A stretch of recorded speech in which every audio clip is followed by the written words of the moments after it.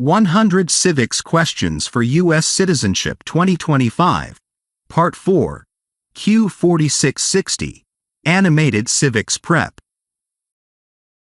The golden light from the late afternoon sun gently bathes the space. Mark takes a sip of water and adjusts his notes, clearly more energized. Anne glances at the next section of the guide, looking impressed. We're nearly halfway through now, Mark. You've already shown a great grasp of the history and symbols. Next, we'll explore questions about how the government functions and the roles of different leaders. Are you ready? Definitely. Let's keep it going. I'm really into this now. Question 46. The House of Representatives has how many voting members? A. 100. B. 435. C. 50. I think the answer is B. 435. That's right. There are 435 voting members in the House, and the number for each state depends on its population.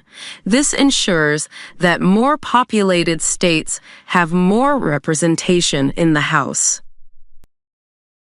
Question 47. If the president can no longer serve, who becomes president? A. The Chief Justice. B. The Secretary of State. C. The Vice President. I think the answer is C. The Vice President. Correct.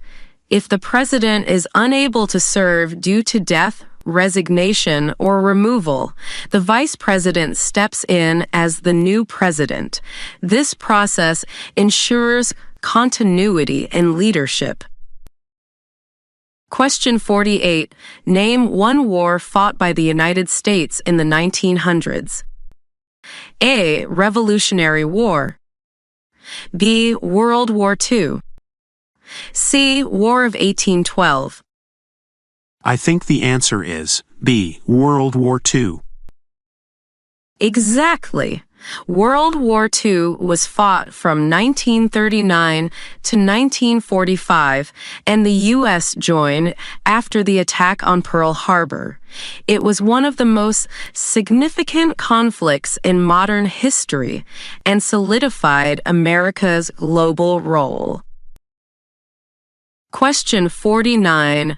What is the economic system in the United States? A. Socialist economy.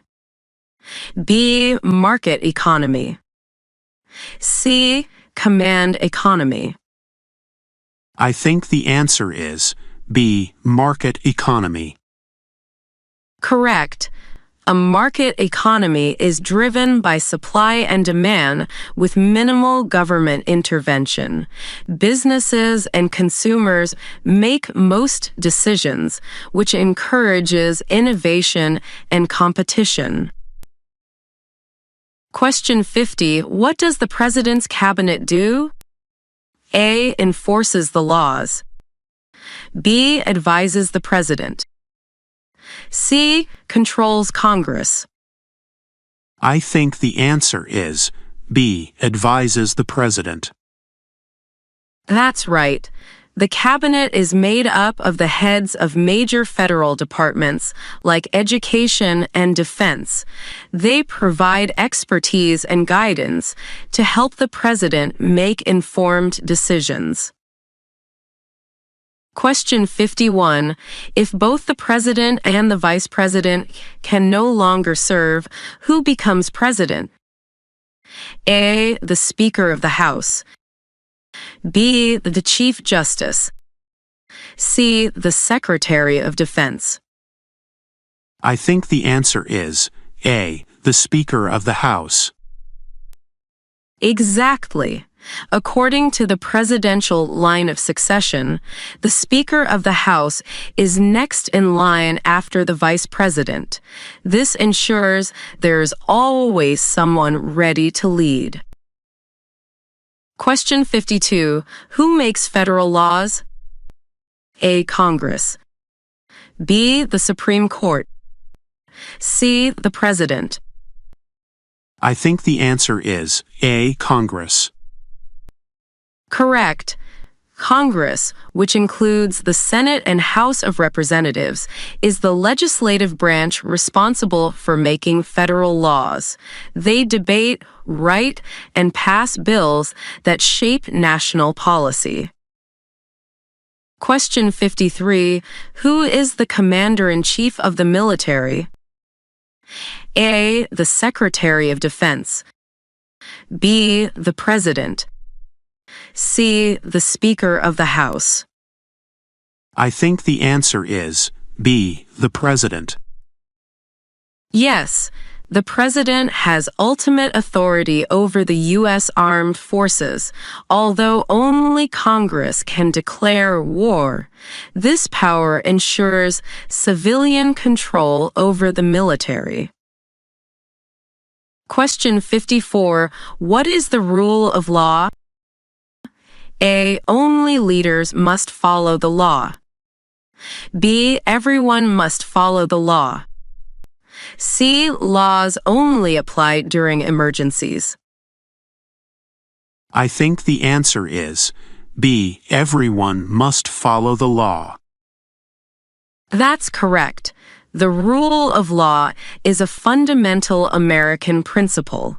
It means that all individuals, citizens, and leaders alike are subject to the law, ensuring fairness and accountability.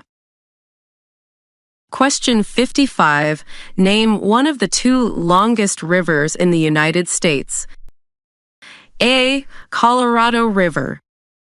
B. Mississippi River. C. Hudson River. I think the answer is B. Mississippi River. Exactly. The Mississippi River stretches over 2,300 miles, flowing from Minnesota to the Gulf of Mexico. It's vital for transportation, commerce, and agriculture. Question 56. What are two rights in the Declaration of Independence? A. Life, liberty. B. Liberty, trial by jury. C. Freedom of speech, education. I think the answer is A. Life, liberty. Right. The Declaration mentions life, liberty, and the pursuit of happiness as inalienable rights. These principles reflect the core values of American democracy. Question 57. What did Martin Luther King Jr. do? A. Became president. B. Discovered electricity. C. Fought for civil rights. I think the answer is C. Fought for civil rights. Correct. Dr. King led nonviolent protests during the civil rights movement, advocating for racial equality and justice. His leadership led to major legal and cultural changes in the U.S. Question 58. What does the judicial branch do? A. Reviews laws. B. Enforces laws. C. Creates laws. I think the answer is A. Reviews laws. That's right. The judicial branch, led by the Supreme Court, interprets laws and ensures they follow the Constitution. It plays a vital role in checking the powers of the other branches. Question 59. Under our Constitution, some powers belong to the states. What is one power of the states? A. To print money. B. To declare war. C. Give a driver's license. I think the answer is C. Give a driver's license. Exactly. States handle many daily functions like education, traffic laws, and issuing licenses. This division of powers is part of the federal system of government. Question 60. What ocean is on the west coast of the United States? A. Atlantic Ocean. B. Indian Ocean. C. Pacific Ocean. I think the answer is C. Pacific Ocean. Correct. The Pacific Ocean borders states like California, Oregon, and Washington. It's the largest ocean in the world and a major part of U.S. trade and geography. That was impressive, Mark.